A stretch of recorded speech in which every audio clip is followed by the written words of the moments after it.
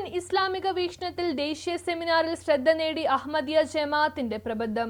കേന്ദ്ര സാംസ്കാരിക മന്ത്രാലയത്തിന് കീഴിൽ Maulana Abdul Kalam Azad institute of Asian സ്റ്റഡീസും സായി സഞ്ജീവനി ട്രസ്റ്റും സംയുക്തമായി ഗുരുവായൂർ ടൗൺ ഹാളിൽ സംഘടിപ്പിച്ച രാമഭക്ത സംഗമ ദേശീയ സെമിനാറിൽ ശ്രീരാമൻ ഇസ്ലാമിക വീക്ഷണത്തിൽ എന്ന സുപ്രധാന വിഷയത്തെ ആസ്പദമാക്കി അഹമ്മദിയ മുസ്ലിം ജമാഅത്ത് കോഴിക്കോട് മിഷണറിയും മലയാളത്തിലെ ഏറ്റവും പഴക്കമുള്ള പ്രമുഖ ഇസ്ലാമിക പ്രസിദ്ധീകരണമായ സത്യദൂതൻ മാസികയുടെ ചീഫ് എഡിറ്ററുമായ മൗലാന CP സുൽത്താൻ നസീർ പ്രബന്ധം അവതരിപ്പിച്ചു. ലോകത്തിലെ എല്ലാ പ്രവാചകന്മാരെയും ആദരിക്കാൻ ബാധ്യസ്ഥരായ മുസ്ലിങ്ങൾക്ക് ഭാരതീയർ ആദരവോടെ കാണുന്ന ശ്രീരാമന്റെ ചരിത്രത്തെയും അധ്യാപനങ്ങളെയും തള്ളിക്കളയാനാകില്ല എന്ന് മൗലാന CP സുൽത്താൻ നസീർ വിശദീകരിച്ചു.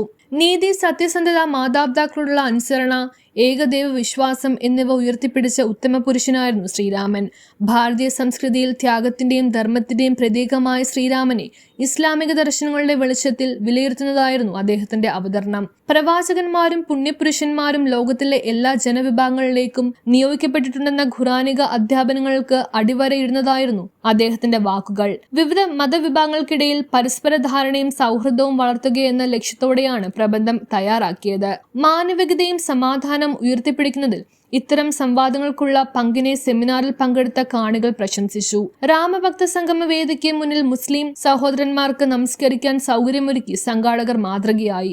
പരിപാടി കാണാനെത്തിയ മുസ്ലിങ്ങളെല്ലാം നമസ്കാരത്തിൽ പങ്കെടുത്തു. ആർഷഭാരതത്തിൻ്റെ പുണ്യഭൂമിയിൽ അവതരിക്കുകയും കോടിക്കണക്കിന് ജനഹൃദയങ്ങളിൽ ആയിരക്കണക്കിന് വർഷങ്ങളായി ഭയഭക്തി ആദരവോടുകൂടി സ്മരിച്ചുകൊണ്ടിരിക്കുകയും സ്മരിക്കപ്പെട്ടുകൊണ്ടിരിക്കുകയും ചെയ്യുന്ന അസാധാരണമായ ഒരു വ്യക്തിത്വമാണ് ശ്രീരാമചന്ദ്രൻ. ദൈവാനുരാഗത്തിൻ്റെ അമൂർത്തമായ തലങ്ങളിലേക്ക് പ്രവേശിക്കുകയും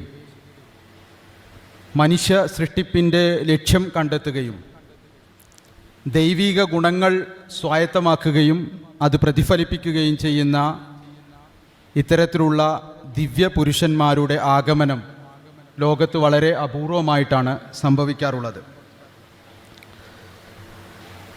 ശ്രീരാമചന്ദ്രൻ്റെ ജീവിതം സ്നേഹവും കരുണയും അനുകമ്പയും ത്യാഗവും ധർമ്മനിഷ്ഠയുമായിരുന്നു. കാരണം ശ്രീരാമചന്ദ്രൻ്റെ രാജ്യത്തെക്കുറിച്ച് പറയുന്നത് അയോധ്യ എന്നാണ്. അയോധ്യ എന്ന വാക്കിൻ്റെ അർത്ഥം യുദ്ധങ്ങളില്ലാത്ത ഭൂമി, യുദ്ധങ്ങളില്ലാത്ത നാട് എന്നാണ് ഒരു ഭാഷാ പണ്ഡിതൻ എനിക്ക് പറഞ്ഞു നൽകിയത്.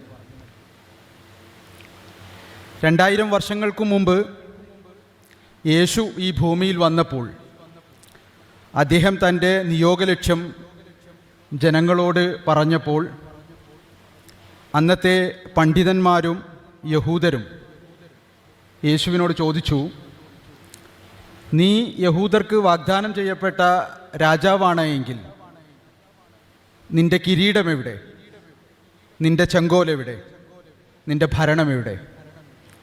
അവർക്ക് ആ മഹാത്മാവ് നൽകിയ മറുപടി, എൻ്റെ ചെങ്കോൽ അല്ലെങ്കിൽ എൻ്റെ ഭരണം അത് ആകാശീയമാണ് എന്നുള്ളതാണ്.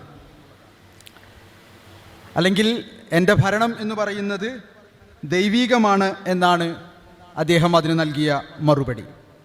ഇതുപോലെ ശ്രീരാമൻ്റെ ജീവിതം അല്ലെങ്കിൽ ശ്രീരാമൻ്റെ ആ രാജ്യം അയോധ്യയാണ് എന്ന് പറയുമ്പോൾ അത് യുദ്ധങ്ങളില്ലാത്ത, സംഘർഷങ്ങളില്ലാത്ത, സ്നേഹത്തിൻ്റെയും കരുണയുടെയും ത്യാഗത്തിൻ്റെയും ഭൂമിയാണ് എന്ന് നിസ്സംശയം നമുക്ക് പറയാൻ സാധിക്കുന്നതാണ്.